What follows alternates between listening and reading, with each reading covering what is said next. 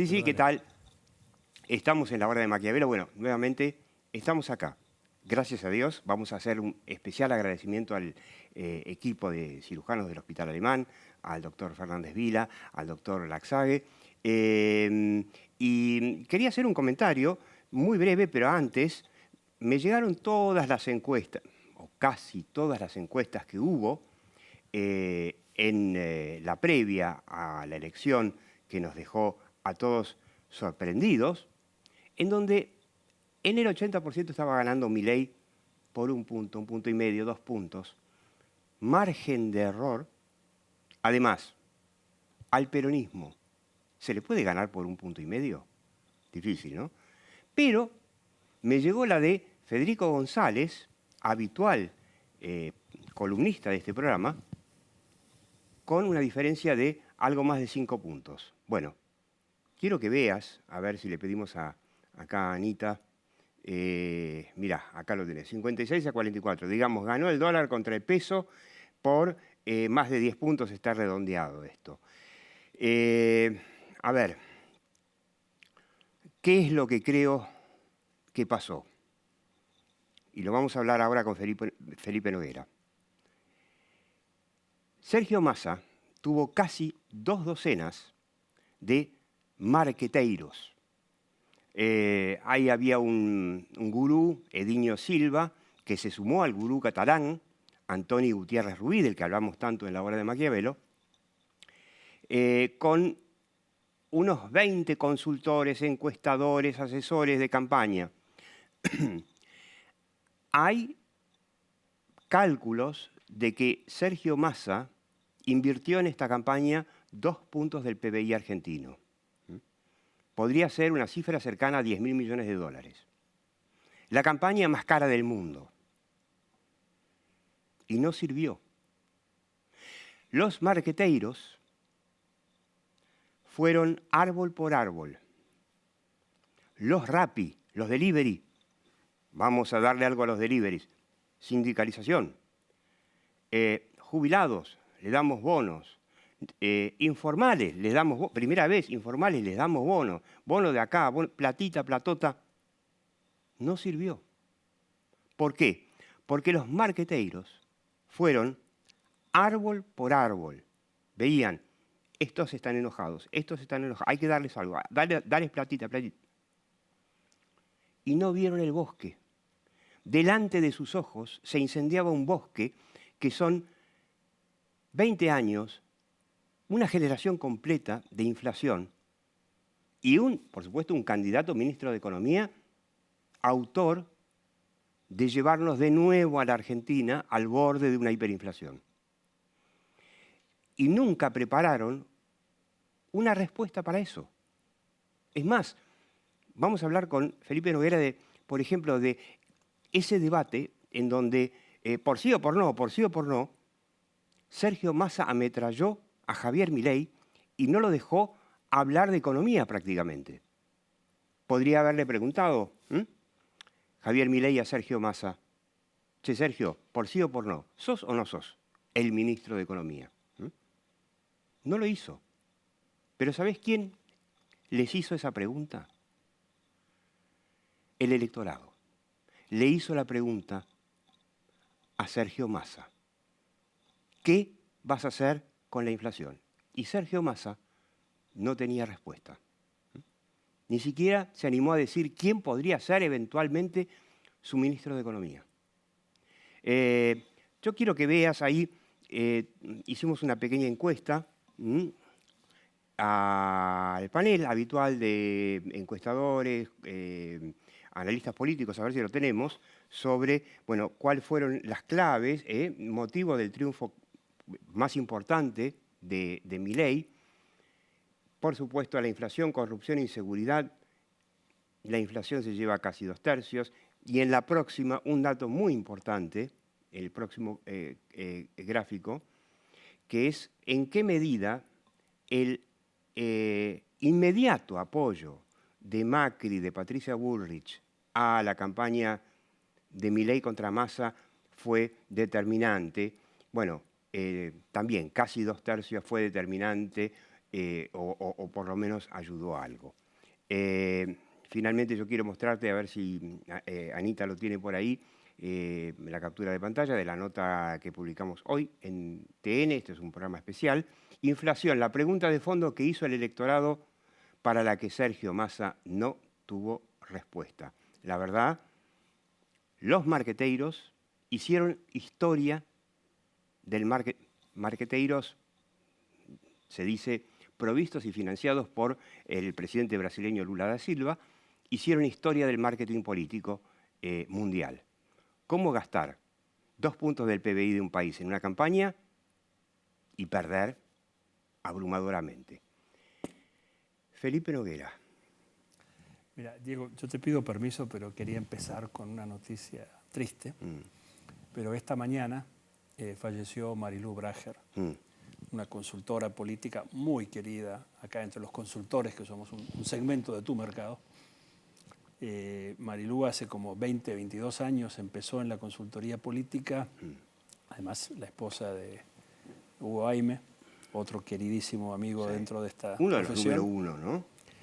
Y ella llegó a ser presidenta de la Asociación Latinoamericana de Consultores. Además, en vez de 2 años, estuvo 3 años por la pandemia, muy activa. Perdón, y ahora te interrumpo, que la Asociación Internacional de Consultores, que alguna vez presidiste vos, Felipe Noguera, hoy, o desde esta semana, la preside otro colega argentino que es Carlos Fara, ¿no? Sí, cuando yo fui presidente lo metimos ahí en la comisión directiva, así Mirá. que estamos muy orgullosos por Carlos. Pero quería simplemente decir que Marilú también era vicepresidenta de la zona y los argentinos hemos crecido mucho en todas estas asociaciones y seminarios y cosas, pero recordando a Marilú, ha tenido un enorme liderazgo entre las mujeres, especialmente dentro de la profesión, muy, muy querida, y todo el mundo de la consultoría política latinoamericana está muy tocado hoy por ese tema. Así que no quería dejar de recordarla con muchísimo respeto. Que en paz descanse y y le mandamos ahí un abrazo a Hugo Aime. Gracias. Eh, pero volvamos a donde estás. Los argentinos necesitamos importar. A ver, Jaime Mira. Durán Barba cometió el mismo error de los brasileños, de los marqueteiros y del catalán Gutiérrez Rubí, de trabajar árbol por árbol y no ver el bosque de un gran fracaso que es la Argentina y la inflación, ¿no? Yo creo que está bueno que los consultores de un país también trabajen en otros. Si yo no pensara eso, me quedo sin negocio. Así que Por supuesto, vamos. Lo que quiero decir. Por supuesto. Felipe Noguera trabaja más en Centroamérica que acá en México. Y en México. Bueno, y en otras partes también. Pero es bueno que vengan otros consultores, pero el problema argentino para mí no es de consultores. El problema argentino es de los clientes de los consultores. Que son los políticos. De los políticos y también, y acá no te incluyo a vos, te excluyo específicamente, los periodistas. Lo que hemos visto durante esta campaña, digamos, en la comentocracia, digamos, en todos estos paneles que hay en televisión, ¿no? Canales de noticias, que todo el mundo se cree experto, porque acaban de leer un libro sobre debates, todos saben que el debate de Kennedy o no sé qué, son todos principiantes. Más allá del libro de debates al que te referís, que no, hay muchos publicó libros de debates, Augusto Reina con su esposa. Bueno, pero está el de Ron Fauché, hay muchos libros sobre debates, pero todos te cuentan ese tipo de cosas, la gente lo lee y dice, ya sé de debates, pero quiero volver un segundito al debate, si puedo hacer un segue ahí. Porque, la pregunta que te iba a hacer sobre el debate es, ¿vimos a un Massa muy preparado y muy exitoso, callándolo con él por sí o por no, pero... pero ¿por qué digo lo de los periodistas? Porque en Argentina se han diseñado los debates como un producto mediático, cosa que pasa en muchos países. Pero no es un producto mediático, ¿acaso? No es un producto mediático. Pero no, por supuesto, es un producto mediático, los canales quieren rating, quieren que se peleen. La gente ve eso y después dice, igual lo ve por el morbo, lo ves al debate. Pero después decís, no estuvo bueno el debate. Los periodistas felices, mucha gente lo vio y se dijo tal cosa y tal otra. ¿Qué pasa cuando vos trabajás en una campaña con gente que sabe de debates? Lo primero que sabés es que en el debate cada participante puede tener un objetivo distinto. No es quién le gana a quién. Es más, la primera regla de un debate es que no debatís con él. Yo no te trato de convencer a vos, nunca vas a votar por mí. Obvio. Yo tengo que hablar con la audiencia. Entonces, primera pregunta, ¿con qué audiencia voy a hablar? ¿Con todos? No. Normalmente hay dos audiencias clave. Mi gente, lo más común en un debate es que no sirvan para mucho, excepto para movilizar mi gente. Y después ciertos segmentos indecisos. Entonces, por ejemplo, analicemos el primer debate de la primera vuelta, que todo el mundo decía, Schiaretti, ¿no? Se la pasó hablando de Córdoba y qué anduvo sé yo. Muy bien, anduvo muy bien porque pero levantó, duplicó los él votos. fue el único, para mí, que en ese debate tenía un objetivo propio. Dijo, yo quiero empezar a demarcar un terrenito como el peronista serio, el futuro del peronismo, hagamos algo con Córdoba, no me quiero quedar y además pegado a esto de, otro. ustedes ¿Sí? trabajan todos para el AMBA. Exacto. Y duplicó su voto. En el segundo debate... Dio una sensación de estadista también. Además, no, está bien, convengamos. En el segundo debate, mucha gente al principio o cuando lo estaba viendo decía, Massa le está dando una paliza a Milei. Pero eso es en la lógica de que se están peleando. En la lógica del debate, Milei tenía un objetivo. Él quizás aprendió de Schiaretti. Su objetivo era no perder la cordura. No sacarse, como se dice. Podría haber hecho muchas cosas más, por supuesto. Con el diario del lunes todo le vamos a decir. Pero no salió de quicio. Exacto. Mientras que Massa se pasó de rosca y quedó como un patotero. Entonces digo, yo no quiero 4 años de este patotero. Dejó la sensación Massa de que quería tapar que le hicieran preguntas a él. Puede ser, pero déjame volver a la referencia anterior. Massa parecía estar hablando para su voto duro. Mirá cómo le pegué a Milei. Mientras que Milei se estaba ocupando de lo que yo creo que fue el problema central de los últimos días de campaña, que era la gente que estaba indecisa entre votar por Milei o no votar. O no votar. No ir a votar a Massa, pero irse, aprovechar el fin de semana largo. Y eso hizo muy difícil a las encuestas, porque yo creo que hubo un porcentaje extra que hasta último momento contemplaba la posibilidad de votar en blanco. Y quizás una de las campañas más exitosas de esta campaña fue explicarle a la gente, ojo con el voto en blanco. ¿Sí? Porque el voto en blanco no sirve. Y yo creo que bajó el voto en blanco. Vota al menos malo. Exacto, que es lo clásico en segundas vueltas. Entonces, a mí me parece que, digamos, para volver a tu pregunta original, creo que tenemos buenos consultores, tenemos muy buena fama en todas partes, que tenemos conferencias y consultores y cosas. Pero así como en México importan a un Felipe Noguera, la importación de marqueteiros brasileiros y catalanes no le sirvió a Massa. Hay otra cosa, también hay algunas, lo que en México se llama el famoso malinchismo, ¿no? Si viene de afuera. La Malinche es el extranjero, ¿no? Sí, bueno, era el invasor. Doña Marina la Malinche, era la azteca que era la amante de Hernán Cortés, era como la traidora. Que se vendía al... ¿Qué pasa? A veces acá dicen, yo tengo la campaña de Obama, o ahora dicen, tengo la de Biden. Sí, pero tenés el asistente del hermano del de Biden, ¿no? O sea, además no tenés siempre, una campaña para Estados Unidos. Exacto. Y los consultores de algunos países, cuando van a otro país, y esto pasa mucho con los norteamericanos, se creen que porque son norteamericanos, mandan, como dijeron una vez en Ecuador hace muchos años, Felipe, vos sos un argentino amable, normalmente estamos acostumbrados a los argentinos que entran pateando el perro, me dijeron. ¿No? Y entonces de repente Massa pensó que estaba comprando algo, pero resulta que era gente que no entendía. Y te voy a dar un ejemplo.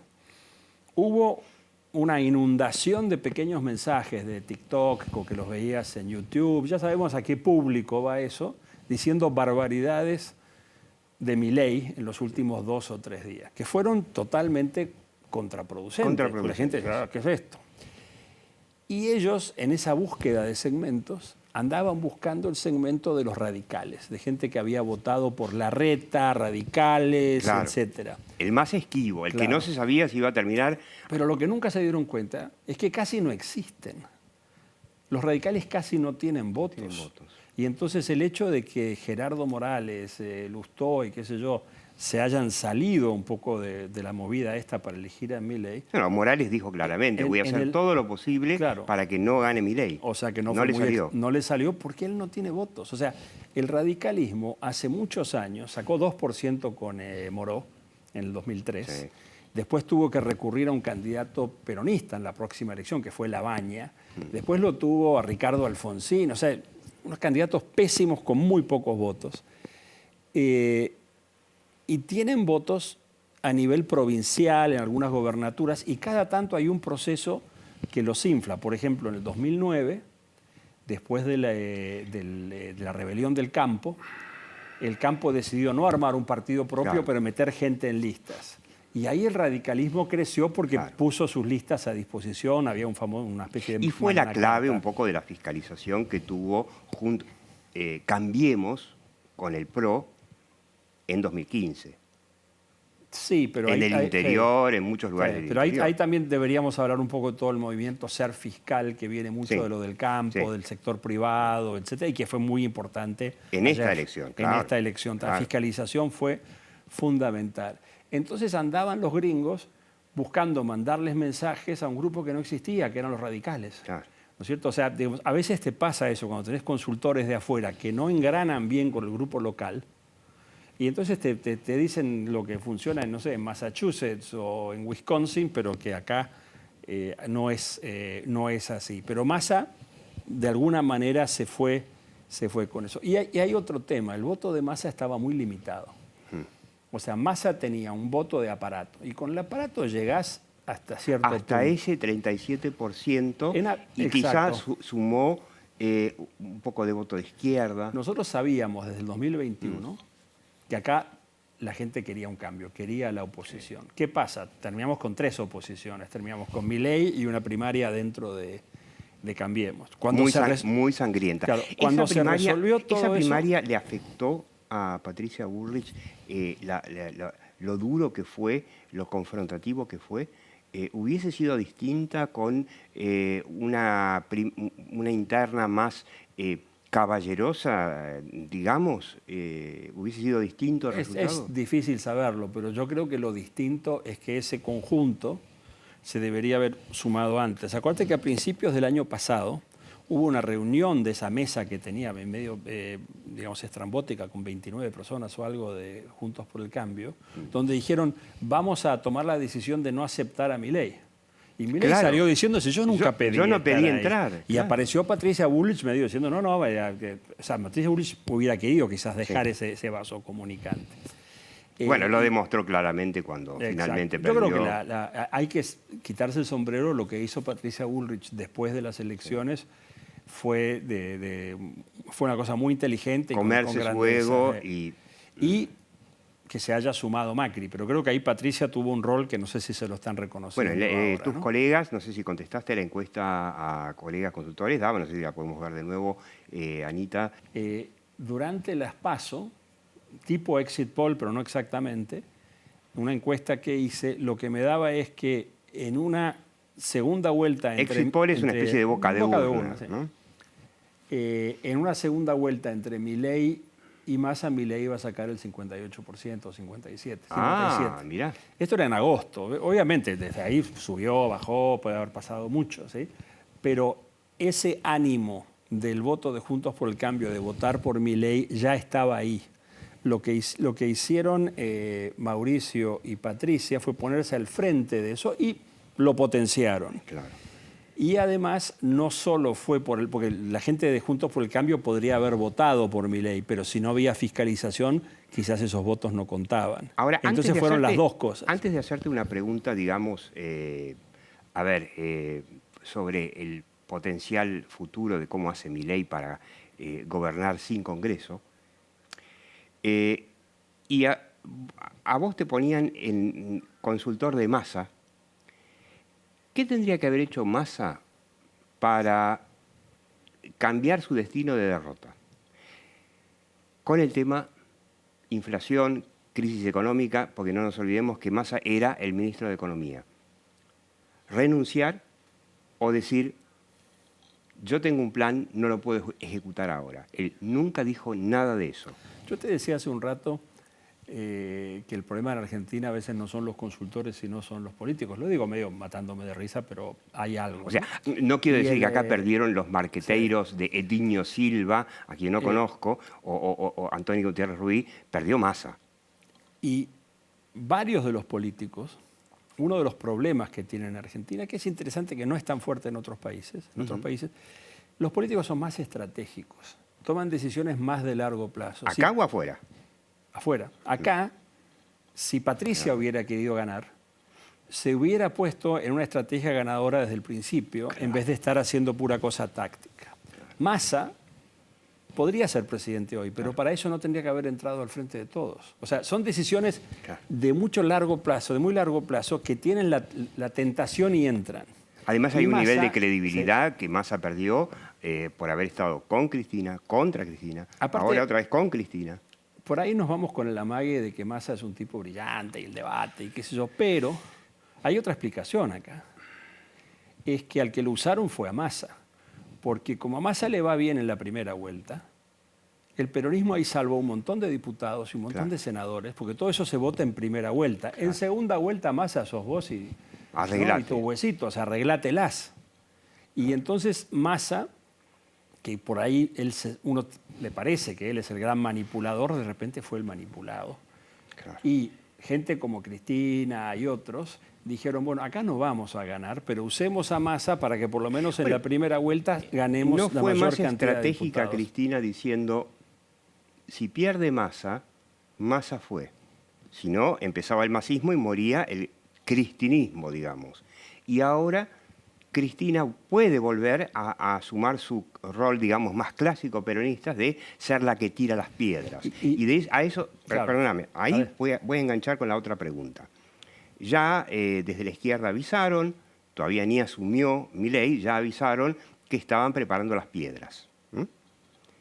¿Cómo gobierna un Milei que no tiene mayorías en el Congreso, tuvo un voto muy importante, pero necesita leyes, y tiene del otro lado, no sé si van a ser 14, 28 o 128 toneladas de piedras listas para tirarle a partir del 11 de diciembre? El cómo gobierna Milei es una gran pregunta. Esta es la cuarta vez en estos 40 años que el peronismo pierde. Perdió con Alfonsín, perdió con De la Rúa, perdió con Macri y ahora pierde con Milei. En las 4 ocasiones... Aclaremos, Alfonsín, Francisco de Narváez, ¿o no? No, cuando Alfonsín le gana a Luder.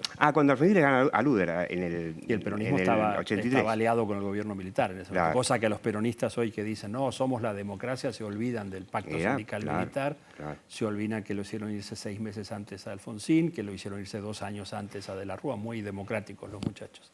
En fin, eso es una nota. No, pero ya sabemos, esto es así, es un dato de la realidad argentina. Entonces, ¿qué pasa? En los 4 casos, el ganador para ganarle al peronismo tiene detrás algún tipo de alianza o coalición, que es muy distinta en cada caso. La alianza de Alfonsín, me dirán, no, él era el candidato radical, pero los que lo votaron, y esto en el trabajo que hicimos hace tantos años, 40 años con Mora y Araujo y Hernández, del mapa ideológico argentino, vimos que Alfonsín tenía 2 grandes grupos de apoyo. Tenía el grupo socialdemócrata, digamos, el radical, que era como un 30%, y había un 20% liberal que medio que no tenía mucho donde irse. Claro. ¿Qué hizo Alfonsín? Solo gobernó para el primero. O sea, usó esa alianza para ganar, pero no entendió que él era de esa alianza para gobernar. Lo mismo le pasó a De la Rúa, lo mismo le pasó a Macri. Hay que ver qué hace Milei. La gran pregunta ¿qué le recomendarías? Es porque antes de que nos echen, ¿qué le recomendarías si te llama Milei y te dice, bueno, a ver, ni con el PRO, hay que ver los radicales dentro de Juntos por el Cambio, qué es lo que van a hacer, que son muchos, en el Senado sobre todo, tengo mayorías para sacar las leyes para el mandato de cambio que me dio el pueblo? Yo diría lo siguiente, hay que hacer números, claro. Ahora, si él tiene una base y después está Juntos por el Cambio que se deshace, pero si Juntos por el Cambio tiene una estrategia, digamos, de gobernabilidad, mucha de esa gente que se está por ir va a decir, bueno, por ahí vuelve. La piensan 2 veces, sí. De hecho, muchos radicales, no todos los radicales, hay muchos radicales que ya dieron señales claras de que están con Milei. Y luego, del peronismo, también puede haber ciertos peronismos provinciales, este liderazgo de Schiaretti, que sin decir soy parte de tu gobierno pueden apoyar. Ahora, para eso necesitas una visión política, una estrategia política. ¿La tiene Milei? Y termino con lo siguiente. Hace 4 años a esta misma altura que ya había ganado Fernández? Me entrevistó alguien, creo que del Financial Times, que te preguntan 1000 cosas y después se quedan con una. ¿Con qué se quedaron? Yo le dije, mire, Fernández tiene que hacerle caso a Maquiavelo, a nuestro líder acá. Si vos llegás al poder con ayuda de alguien, lo primero que tenés que hacer es liquidarlo. Si Alberto Fernández no liquida a Cristina, no va a poder gobernar. No lo hizo. Nunca fue presidente. ¿Cuál es el desafío de Milei? El desafío es, ahora, en estas 2 semanas, armar una estrategia política de gobernabilidad. Si él piensa que él y esos 5, 10, 20 líderes que tiene alrededor de él, súper fieles, van a hacer todo, la probabilidad de que le vaya bien es muy baja. Es baja. Felipe Noguera, muchas gracias. Seguí viendo la obra de Maquiavelo.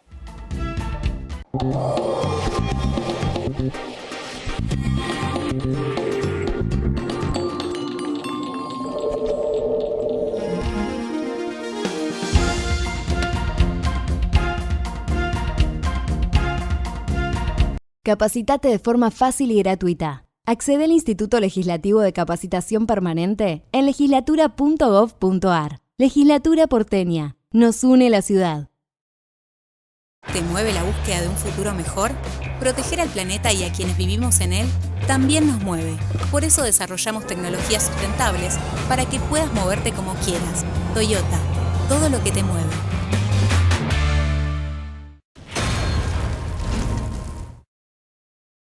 Vacía y cepilla los recipientes que acumulen agua. Tira agua hirviendo en desagües y rejillas y coloca mosquiteros. Juntos podemos prevenir el dengue. Más información en buenosaires.gov.ar/dengue. Buenos Aires Ciudad. Leo, ¿qué estás pensando? En que Argentina tiene todo para ganar. Pensá en macro. Pensá en macro.com.ar. En YPF estamos trabajando en hacer realidad una oportunidad histórica, invirtiendo en grandes proyectos de exploración y producción, industrialización y en el desarrollo de ductos para transportar la producción. YPF, soberanía energética. ¿Tenés Galicia? Tenés atención 24/7. ¿Tenés Galicia? ¿Tenés atención 24/7? ¿Qué es atención 24/7? Ay, Dios. Que tenés una persona que te resuelve tus dudas las 24 horas. Tenés atención 24/7. Chateanos, tenés Galicia.